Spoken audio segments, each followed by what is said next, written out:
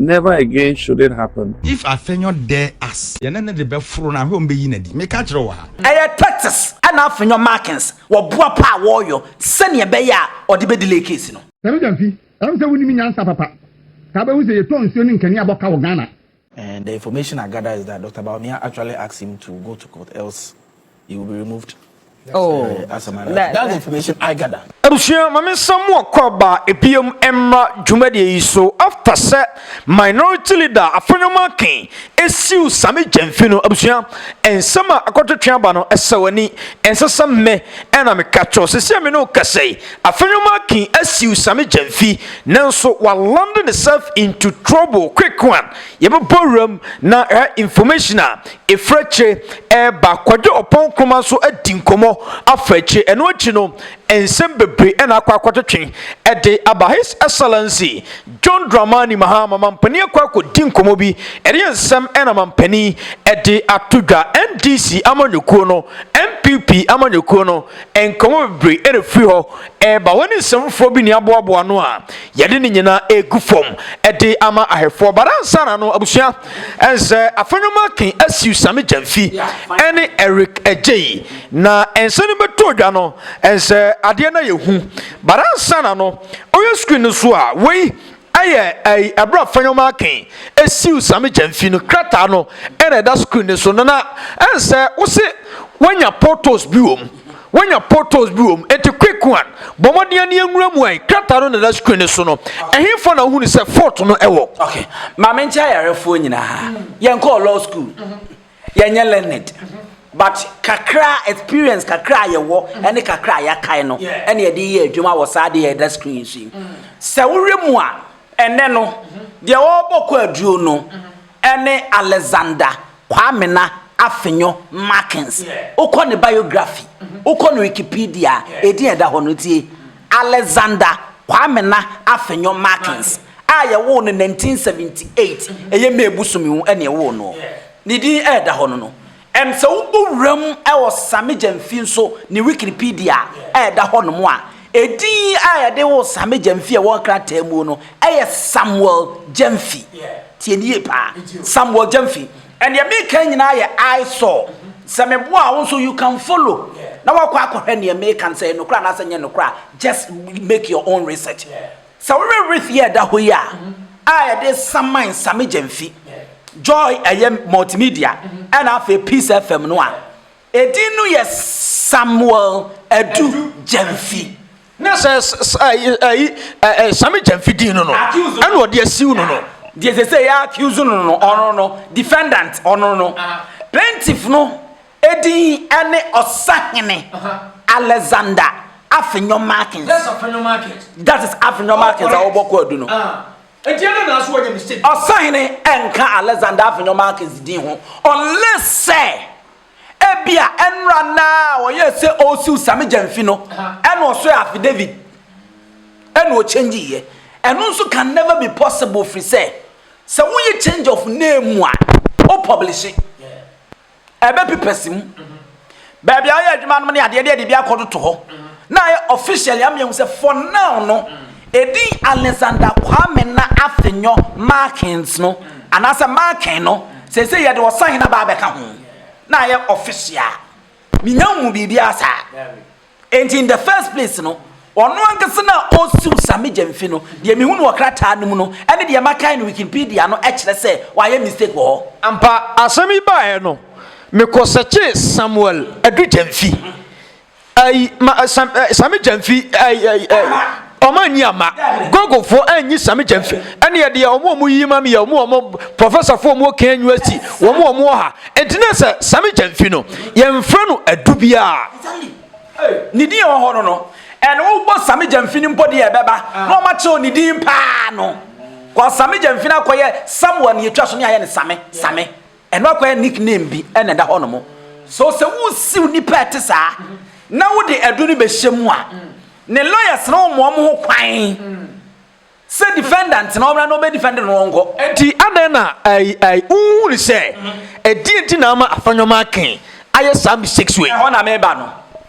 se already entia Afenyo Markins why we ni udi business asem we ya a deliberate attempt to what? To distort the case. Send a case, no, a one line case, no, a stretch. So another example, I had that hormona. Any siwa was still multimedia. Now still Peace FM Sadia Kahon. TDA. Manson say ekoye in between Sammy Gyamfi and a friend say Alexander Afenyo Markin sa. And Cabra ke niche bi wombedi assembly because no witness statement biya. The only person I be dealing with is straight Sammy Gyamfi and Afei Alexander Kwame na Afenyo Markin. And Sammy Gyamfi no kwa na the witness statement beba. Ono kwa na be cross examine no. Alexander na de ono kwa witness statement beba. Ono kwa na be cross examine no. So it means say it will not take much time. But here is the case sir. Yes you program na ekoso no. Ya me da ekoso wo joy no. So the host, producers, and will be away involved, including a panel members no. I was seeing you be a witness statement. Witness statement in the day. Na dance die a fast case na beda hono. So obetro ni nyina obi abetro. Then okos Eric Agyei so was see no na. Eric Agyei so de ne de beba. Then Peace FM and so the woman so the aba. Panel members, producers. So when it come like that, who stretch case no? The be obia we involve bia na what witness statement bia na no program no so no. Obia beba be jina da kanum. Am cross examine no. It means say enka asem we betimi di base 2 months, 3 months bia nche. Na nke hu sa Alexander Afenyo Markin sampa or extortionist. And as onye extortionist no, e be stretch ma akọ na anu ye ne madam because afin wo bia e dey written statement beba na yebisa no ho asem engineer sewe no uchemu ya opa kire se a strategy NPP any Afenyo Markin wo ma fa omo pese omo de distract Sammy Gyamfi a strategy onu nso ye lawyer Afenyo Markin is a lawyer an experienced lawyer for that matter see yes Sammy Gyamfi bo adwuma yeah it will distract exactly and e ban say na ene obekọ watchna beko and now beko so when you will be a what sound man now what scanner it may discourage you and how you will communicate again no now my communication no cry or as a usrobi as my mebeka no any idea no na ebetimi aguma be man na say dey that is the problem because Sammy Gyamfi now making that defamation a comment no wa me hu say wonim ne work and I don't think say we any be ebetimi admoralize Sammy Gyamfi. Ne mom de ebe yen say ebe stretch case no. Ebe ma case na kwache which is deliberate attempt and yenyo na yentimi fan stretch no. Say ebe ya say na 2028 yekoto aba no na NPP renia. Then case ni da ho ayedie. Ni e fine ye way enkwan ye be fa so a ye de be ka nipa ne de mu a. And at the end of the day no so no say ye ni asem ni wie na ye ndisi peso a ene asem ebesa kan say yanka e ndisi government no ho o ma to judges ni nyina okay na asem na okay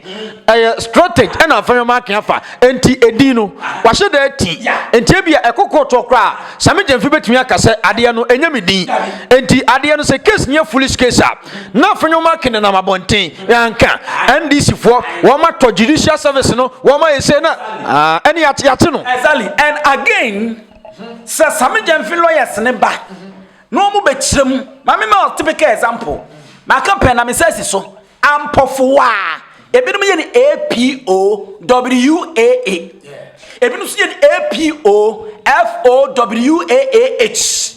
tie ni ye pa enti ampofoa no obi ye ni APOFOWAA eno ano no obi so ye ni APOFOWAAH sampofo ya ye kana semi ya mpofo na ni din na echi nka ho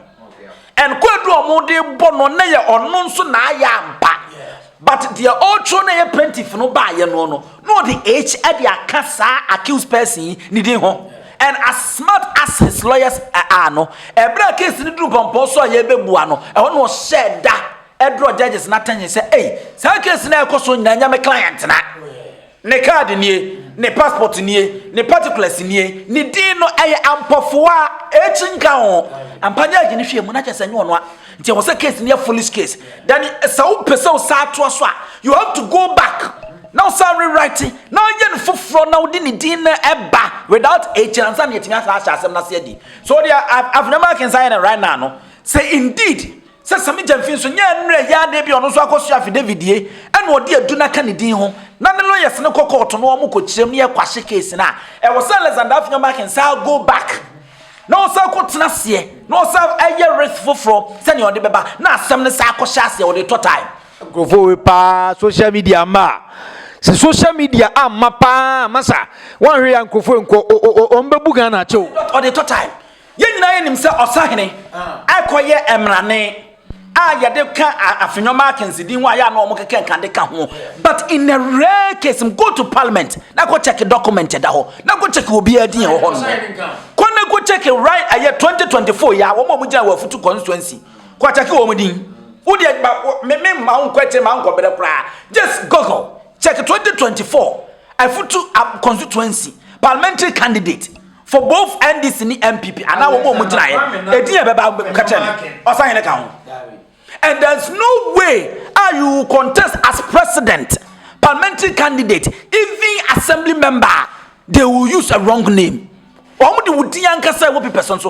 who file no those names no and now the file the call easy and you real name and one clatter so bringing in or signing no I'm not a different person. So Sammy Gyamfi lawyers meaning so much smarter. Omba punchy host room and they will tell you say nipa na all kana some crowd you serious because my client na kwa wan go boss sign din or say Afenyo Markins case die. Okay. So said the American 80s politics, 90s politics, early 2000 politics ya. Ni anya basa no be to but then no yen go school. Yanya lawyers. But when we think our smartphone say near ya do see e besua de a yetimi sua pa. Enu ti everything no e dead on arrival. Na Eric Agyei ka ho na so me boy Eric Agyei video no edin na Eric Agyei ya Afenyo Markin asiu na ka ho yentre video emre koba ye besen rem na wa hwe ya kakra na olidi omo wo chimba no ye na ne de be furu na hwe ombe yi na di me ka kire wa ha because if Afenyo dare us chama general some me can find serious o me too so pen minority ni so be lead group ni sa wanye kom no lead omo. And Sammy stated it categorically. Say public accounts friend abno say asa na yeche he's ready to go there and say whatever they want to hear from him. But say be approach ehunehuna wa anye say ameye say obi anye say one hwe so ye nti ena me ba yi nsem asame aka me hye da kra nkomu ba panyo nti na me ba yi ena me ka ma na tiase good board emoka o hwe audited financial statement Auditor General de baya good board enya mfaso ewum obi akan a obi atiase me no kasa sisi good board okọ ho a omo atena ye no corporate social responsibility manning communities ahodo a omo nsuo na omo ne ma se baby ye mechanized boreholes baby ye see clinics na no ada ye di over $8 million Ghana cedis ene ma Ghana Water Company si en fan kotonro enwu nsuo baby a galamsey access even central region e ho na kwa amna mfire ka ho Afenyo Markins yeti kromu ha okoye Ghana Water Company boche no ofiri ho ka oja no ho kai empacho ye me pese be ko personalization inti saka puduo na oja no ho no obi ka say ni bail condition be onerous yes na you call ECG ofiri ECG ka oja o ECG when na ba ka cho say bail condition ye onerous because obi an charge o e wo any court of law me bo so why do you talk recklessly whilst you're a leader? Kwa mitie me pa. Mitio. Se kukuru na nyaya. Keka ne nyede enyai. Nti ye colleagues na mo NPP a na mo tese ade na mo ye so hard on a leader no. Se mo leader no per soft copy ye de be ma no. E na per hard copy so a ye de be ma no. Me telling him we respect him as a leader leading a group in parliament. But on man is selfish interest and override the interest of the group he is leading in parliament. That is what we are telling him today. And right, you saw the statement about ya kind the opebia ye be. But onya approach ba kuna yedi kan kill and pia. Extortionist approach no kill and pia. Ye yapon. And institution bi na anu ada omo attack na ofa mobile phone a phrase CEO no na mete no office wo na ko negotiate or demia we will expose him Adenti on me free nipa ne monkomo. Me say I was seated right there. And they shouldn't dare. Okay, abusua. When Eric Agyei ko kan ya Afenyo Markin de na ka asem no. Ba ne say na since when na we refer to obi asam a waka na ekwa defamation statement. Since when? Yen ko school say the medical kan. Yeah, okay. As a practice.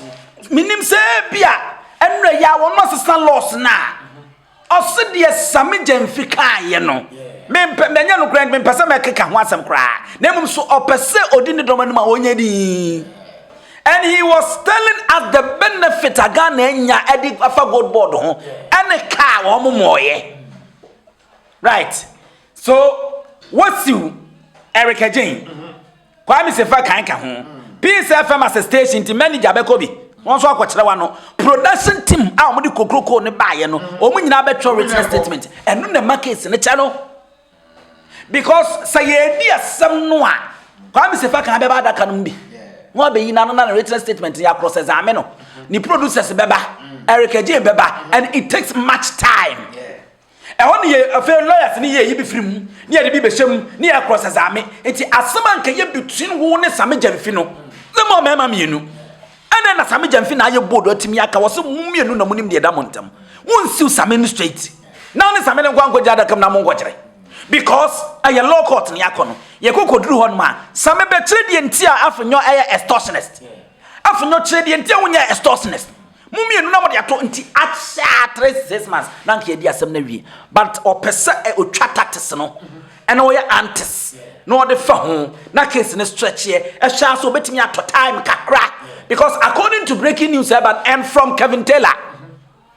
Anra Afenyo Markin and Dr. Alhaji Mahmoud Bawumia hia no there were 2 cases and as one name Dr. Mahmoud Bawumia de man What you say? Me say Anra according to Kevin Taylor on Loud Silence Media no Anra Alexander Afenyo Markin ne Bawumia hia wo mu hia no and yema mienu na Bawumia de top no so de ma Alexander Afenyo Markin is either you go and resign as minority leader and now you take Sammy Gyamfi on our court Dabi ti asam no sa kan be because asam nche na nya issue ni ye na Bawumia pa de ni ye anra say what is minority no ekosia ye meeting me de two just say Alexander Afenyo Markin the credit card ba bet Joy FM warning sen sem na odi abeto sese o ma asama o no Afenyo Markin enye no kre no onu mom na asama minority so o mra no nya meeting abre bia parliament na be kwa enye o nko na o mu hia according to Kevin Taylor on Loud Silence Media no Dr. Alhaji Mahmoud Bawumia and Afenyo Markin so hia and no de enye Kevin Taylor nko when you go to Alexander Afenyo Markin what says here e da wa won na chia won ma kyerem so o mu hia and awa Muhammad and so of communication the communication members no won so post won wo so o mu hia and then shiamu no according to Kevin Taylor on Loud Silence Media e kyerem se enima mienu sei tie nie pa And Bawumia warning no. there were 2 points on the table for Alexander Afenyo Markin. It's either you go and resign, some minority leader, and now say, what the Sammy Gyamfi be court. Go resign. because the Sammy Gyamfi go court no so ensem baby no asa da akotro ade atin Bisa I say I didn't see her all of a sudden obi oso one day why Yesu nkrofo kan ho nsem bebre nanso wa mpamua enti wono no mfi because abane ye tate sane ye be ya odene ni be ko di Sammy Gyamfi asem na waka na chie na ka da da wona nkasa de omo nkan wasem enti nya de odi Sammy Gyamfi be ko court bi osi su dua enna media houses awodi onyina ye fa bia ye nyina ye no and ye de na U10 ba ntem sa e ma fa di court. Alexander is protecting the minority leadership no and I'm telling you for now no Ami Adams no ani aya kodo pon kromanom ani Sammy awukun mi nyina so lazy wonum boot omunya said the brena ono mo beje and Alexander so bon ho ban eti niam mienu aba omi ade tu dwaman enu no ochusu se ani obekọ court no wakọ akọhwe so be anticipate and the more the court case na stretch no or that's a minority leader enu ntin wa Merci Peace FM, merci Eric Agyei, merci Joy FM, merci Joy TV, merci production team no any ade nyina be kan se ne be ya e be stretch case no enti e tactics and e koso na abusuan hwe MPP for no din komo MPP for mu nye serious kra o abusuan na o de entiwe mra na allegation what they to minority leaders so na Sammy Gyamfi anyingu wakwatena TV so say ensuo waton nsuo aboka na waton nkani aboka Sammy Gyamfi am say woni nyansa papa ka ba hu say yeton nsuo ni nkani aboka wo Ghana ya wo Ghana ha amagalam say asɛ wo ma ni nsuo nyina enti ansa na betumi ati nsuo ba ko ani na be yensu papa ama Ghana fo nya nsuo no bi dia yo ma de ofie no e ka wo be bo wo ho no enya asem ketewa ye bisa se gold wo kota e dia na wo di yesi nsuo no edura ye di gum ye de purify no isi o mo bo ho empa aduanan 40 nti kanen no sanka de we ba ko ene di gum ase na ni atia isi o mo de mako 40 nti fa to do we because na for raise concern say eno kwa betimi anya health implications enanu yi kokomlemle BBC fo ya omatro krata akọ Ghana water for say omo terminity level omo si afi de Ghana water for say enye omo no mo hwe terminity level no ne say atechero do a ewo nsuo ni mu na onim nde bia no me ka say papa na odi NPP ko position no your friend Suleiman a friend Brian Dr. Brahma no na Ghana water company for CU and NPP there few months to election I'm say August say ya na yekoto aba no and not true statement about bonting ebe can say the terminity level of Ghana in Sunumono first now 14,000 now could do 100 and something thousand and you know insure not the baby yet ye and now Kukumeme BBC for you Galamsey and ye shall say stop Galamsey now and then you for Adonai NPP before every year and then make us say terminity level that's running and now 250,000 good 250,000 I think you be some say mo fa data na mra or data ye ni data bia oh enti say ensuo ba ko no a ye to no ansa na mo beti nsuo nani ama ya anom no e ka no ma bo de ka no so mo emfa mra ye mtue wo anka obi ni obetumi atua Ghana water nsuo ha enti aduane a obi akoton nsuo no oboka in Ghana now e normal obi eto nkania no oboka wo Ghana e normal ene ensuo amanfo ye illegal connection enkania amanfo ye illegal connection Sammy Gyamfi mi bi say we gold da woto no na ye illegal connection wo ho u gold da woto no wototo no na ye illegal awo ho one out of and in fact light ni see you generate light na 20 to 30% echo into production losses and the other ni a kababam enti mpo say obi ekwaye board chairman ewo ECG and Ghana water ne kaba e normal ba wo de ndie nti aseni say what to gold aton gold no aboka gold empro and a gold entimi ntue mfa ba bi nko ti say de ensuo timi nwini fa ba bi ko enkanya timi fa ba bi ko no enti emfa no megina ho amekata wani wo na wo sense Ghana fo ye di ye gold ye omani sika ma wonti na fa bloggers na mo eti social media so na mo nkwasa so no makeka bia no ma fa di ye bi say waboka 1.7 billion sika wo kan say Ghana water ni isi di abono eye kituwa bi ana wo mkura de no eye mfia nwatwe adwuma wo de afi ba ko 1.7 billion wani nwuye wani akwa keke kansem hunu na wo fi sa wo be yosa na osahene akana no atum ana NPP fo akoma no atum sika ne de obetua mansem twerefo bi obetua ma bloggers obetua ama social commentators ama defend you but the day of accountability will come enti jade bi na wo ye no na Ghana fo enya nkwasiafo na obeka te se Afenyo Markin akotonsu aboka wo ye CEO board chairman so obi to ensuo ni nkani aboka adam ko hwe woni a wo ye CEO ho no na wo na wo de betunso extortion say o jijiska say obi extorti wa wo di scan be man no say obi mo bi bribe wo di bribe no man wo so di 40 say o je bribe no edio Sammy Gyamfi say obi abase wo be dada wo be jiska ye o mra o Ghana ha wo ye yo ye ni woni be bia say o de kro fakọ na mon kama wanu ntum okay abusua on say chama untumi ne nkrofo ai da bia no wo mo ya no mo di nipa ko asem mu and eba omo ye victims na ayo omo ni na ho mo say metna kan ya say chama untumi sameme ne no a skan nkrofo we nim say nka meyi wo mo free kopem say masem no kra beba awie ana meka chonto mo transfer they shouldn't make any comment about me case no but wo man pamua me I personally on the records me twen phone every one of the mpanyimfo wo adwuma mo ka chen setu no for say mesre no obeya dasebre dwamrani titiru omone ne nkasa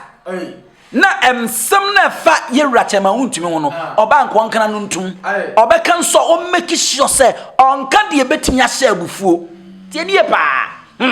go edie na obetimi aye o tumi nya hwe o pese dipa no prove say ai ene em so prove say sametimi aye obibi eno ne ade ekoso on so wasa ahye enza ore na sema wo kan na ye nyansani na otena se abon se sabia kronto ye wa akora nyansafo de open ni jimefo ade ntina me kasa wa wo ton komo nsuo so waboka de ono wo ton gold ye complicated o da bi no mu chemu na de wanta na chemu na de ma una se nsuo de o mu se nsuo no galamsefo na anwea no ani efi na ewom na doso ani tokotuto onuro ani ode ye ente eka de obebo kan ye su liga na gold de de ukoto aboka se chega na fo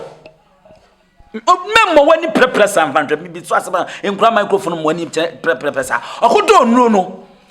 odi yibebre bo kade be dane nso nani no owie Ghana photo on free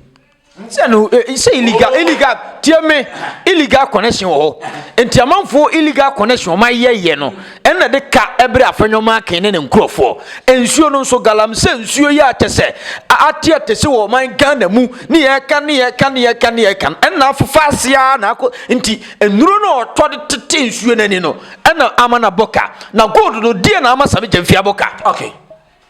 illegal connection wo me maami akosia menu na nanko won so de mfiri jaache no won kwache wo mo ye illegal connection wo eye nkane ana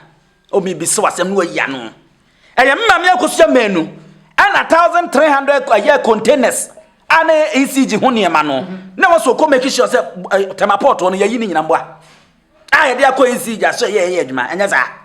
eye mi abusua panyina meti hayi me na wo se me ko make sure say opia what otu nsuo anase watwe Ghana Water Company di ko fie no bosom so obetua water be anase enye hwanya eye na ye mema se de ho ma me nchiro bisa omo ye gold ho adwuma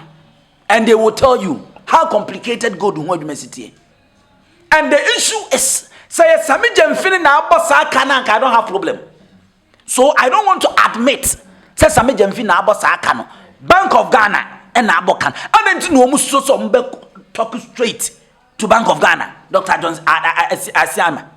I didn't know person or Muntimin can straight in Fanche Asiama. But we say no good no crowd. Me nim the entire minority in the NPP 4 years ago. Say be a ne yet to go to no 10 cedi.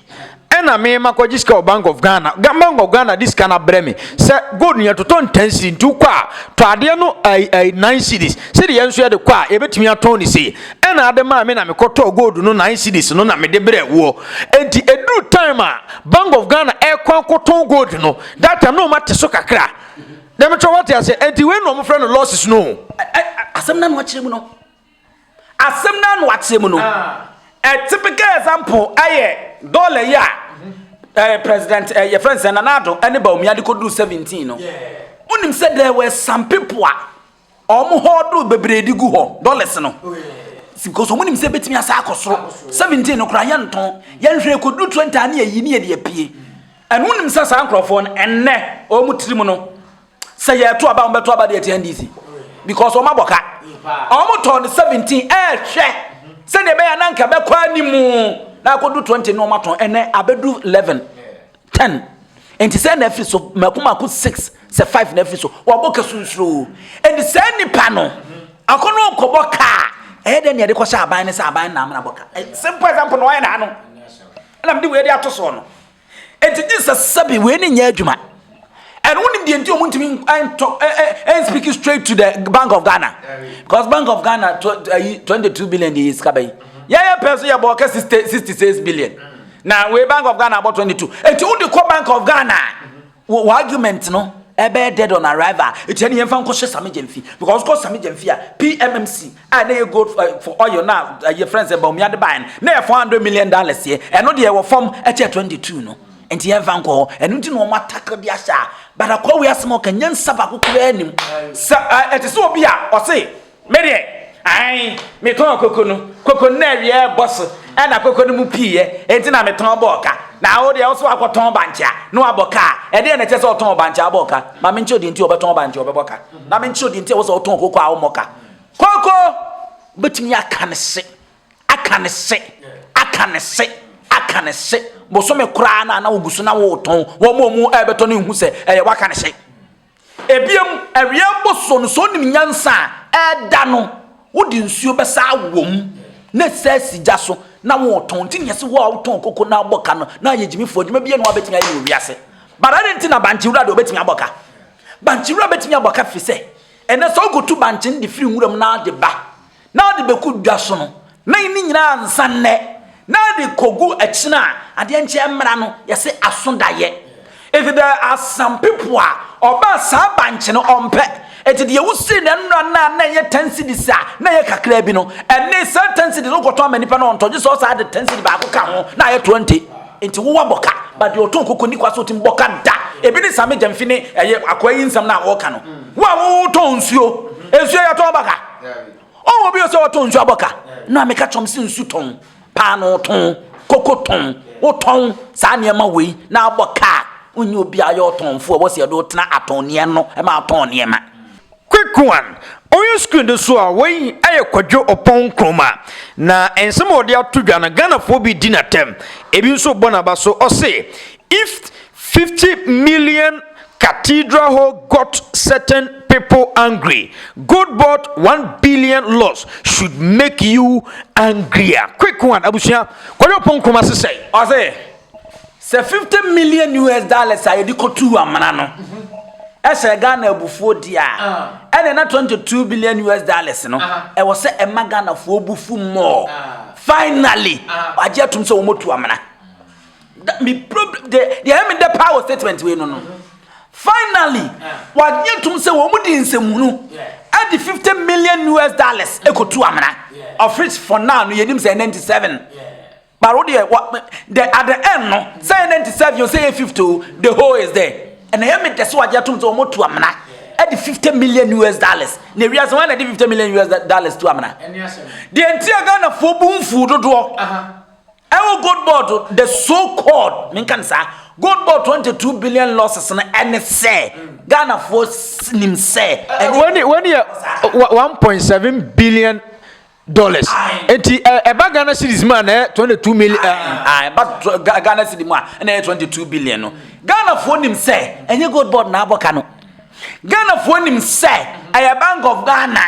edwa won mu kodi ye ebere won mu to gold no ne boa ne wo ho na eduru mre bia no mo koton no na boa no so atie no e na kofa asa aka bae en Ghana for him say sasa connect me my NPP 2022 Bank of Ghana bo 60 billion dia nenne Bank of Ghana na about 22 billion enye yen so even one city cry me trans so but you hear comparison am say any afidi en ka Bank of Ghana cry ni ba fom yi aja wo mototo niema ye bompa ye say the next year no emra na kan beba cry na kwa sa 22 yimu mienu na bia akoye 10 billion e wo ho no enu nti ne yebumfu ye no na de yebuofu pa e wo eye amana no ho ne say ye ko bubu judge for down to go yi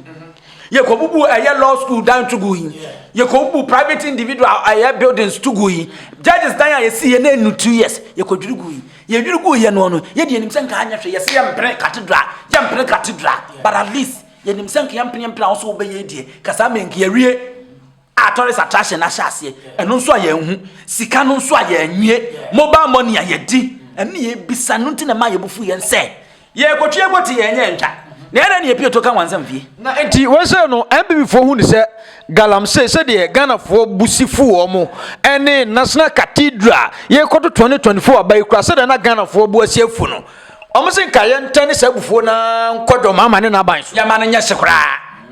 said ye papa yi kan di na ba mu ye nya sai uye nse nya yie said ya to nsane ani right ade no aye sachet water mienu ani ade asi honom ye de nyina asi scale no so no ni nyina so buduro ye pe but ye hu ne ye fa de si susudua no so no ene yem say saba ko no ade ni nyina size na da wona ye pe sa no na emu de to scale no so a ebia ni muduro nko nti ebufu no ntimi nko ye pe ye ba ye yi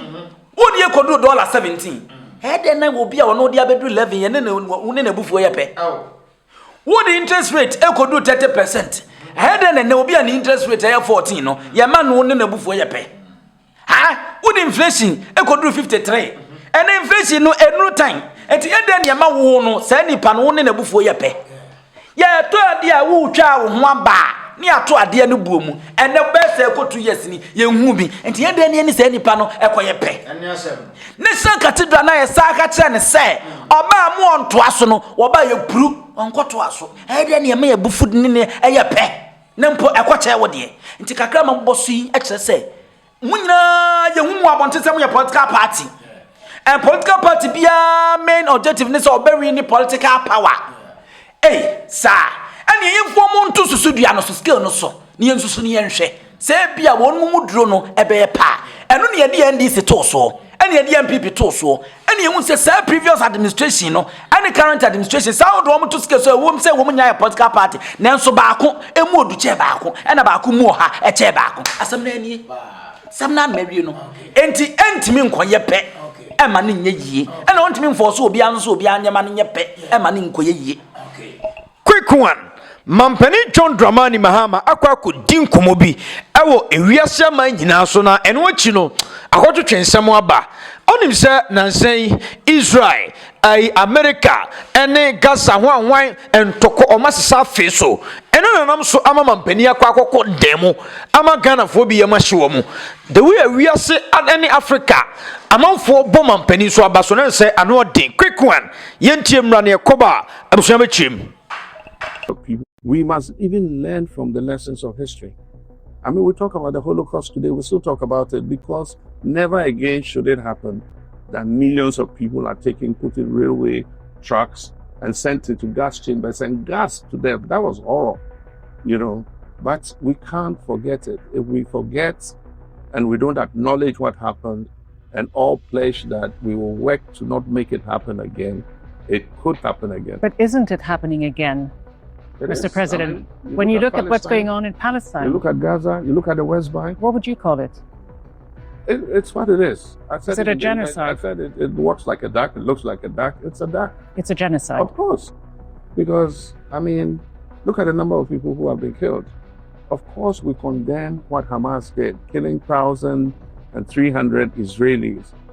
But the toll on the other side, 65,000 women and children have been killed since October, that October strike. And even today in the West Bank, I mean, settlers are hounding Palestinians of their land,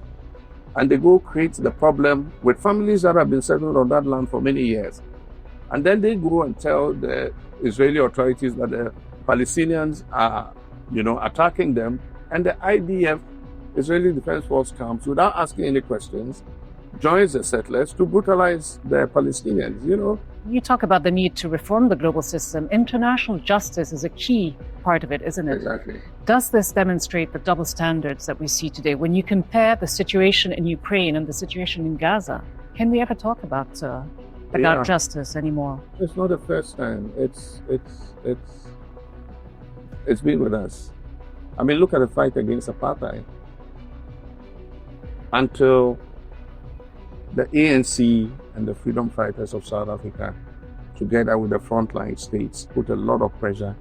on South Africa to eventually let go of apartheid. Some of their greatest backers and allies were the Western nations. And so that hypocrisy has been with us. You know, different lenses are used to look at different situations. And the point is, as long as we continue to distort justice, depending on who it is, we will continue to live a lie. Okay, right. Mampani John Dramani Mahama, and say after conversation, we know the way I Ghana for even we are seeing now Africans. Omo Mampani John Dramani Mahama, but so a quick one, Jim. Share the walking in an say. Sorry, I'm talking about Palestine,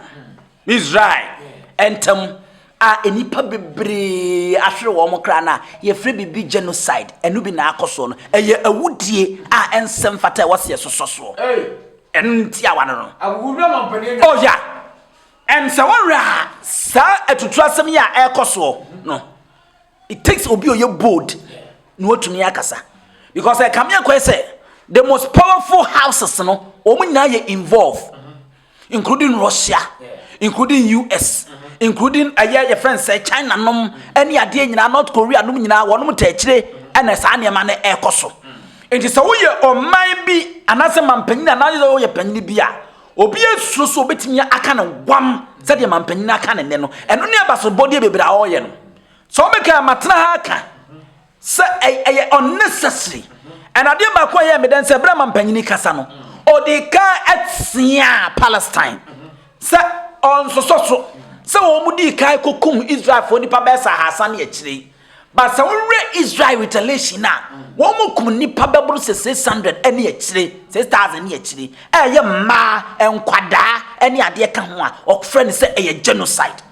ono sansi sudua se wo se riase etimi soro ne nya nkodro ne kasa ne editia en sentroni no baburo ni bisa nyansasem na nyansa no ye ono so di yin ne se eriase na akoye se yete wo ye nyiyimu se ba ne ye justice system na until se ye be ye fair na ye may justice system na gira ne naso ne ayo no no sa ne ma sentimi twada and wo use word be say hypocrisy nya atwom some mind na e won na from say the most powerhouse ni nyina no omo behind this unnecessary atrocity and genocide that e koso no and omo person beko and bright it takes omampanyin wa goduru it takes omampanyin onye bootlicking it takes omampanyin onye ass liquor and what to me anya goduru and von ya tie no baabi enye sika fro Israel boy empo cathedral kra yokotu bo e de to ka mu de alupre mu de bai Israel boy Palestine nyam afiri ho US nyam afiri ho all the powers amaka nyina enti se wonye obi a uye kukoduru a e de typical example me no te hayi wa na wo hweme uto aduane mamidie to atade ma me hye bibia no eventually ma yesa oba a wo hweme e be da na wo di boni amatini aka jisu obi o wa kukoduru ene obetimi agina saa nipa o te saa nimu aka se we die right enye ade wo ya wo ye die enye airtime enunti na ama mampanyin nya abasbodien hwe Africa ha e se ekoso no how many years ni mampanyin be no watimi nya sa kodo na kasa bi and he went back to South Africa abra na genocide apartheid ekoso and o making statement bi was it the most powerful houses no the Europeans they were behind it and until say ANC a political party Nelson Mandela no dano no one other political parties in here wo madwe say ye ne ye before ye no mu use yen we should sit back ne ye dwe say ye beja sansem hunu no no enka tontimi ntwa da because enne me no ka say manu sisim na so bi kura nsi da santo ko bi siga na sesi a ye benya powerhouses na on be ba be support they are not coming to support you say on be settle case no on be so mukum ho because mu wo natural resources no on ba be fa and it takes omampanyin no wadwene owonim die ni nyansa ti enye me nwanwa and ukolika Oliver Bakavama wo sesi a watro o say eye ne ya say 2024 wan to aba ne ebetimi asa ato aba biem na nkwakwa akoto de amampanyin John Dramani mama it tells you how the quantum about this statement or the about bontini quick one yemfansi ye ko ebesa ba biem akraifo nyina